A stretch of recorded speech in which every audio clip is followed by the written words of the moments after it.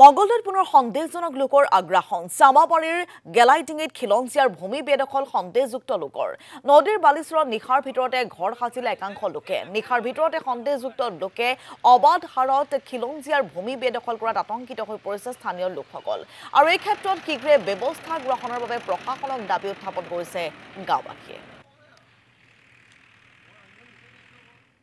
হয়, আমি জানিব পাৰিছোঁ অবৈধ বাংলাদেশীসকলক আমাৰ জিলা প্ৰশাসনে এজন বিশেষ ব্যক্তিৰ যিটো আমি গম পালোঁ যে আমাৰ চাৰ্কল অফিচটো মঙ্গলদৈ চাৰ্কল অফিচটো এজন বান্দিয়াৰ দালালৰ জৰিয়তে উঠা বহা কৰি আছে। কাৰণ আমাৰ গেলাৰী গাঁও আৰু বান্দিয়াৰ মাজেৰে যোৱা খুঁটিটো পানীৰ সোঁতটো যিটো সোঁত সেই সোঁতটো আমাক খান্দিব দিছে আৰু ৰাইজে খান্দিব দিয়াত আপত্তি নকৰাত তেওঁলোকে বাইপাছত মাতি দিছিলে।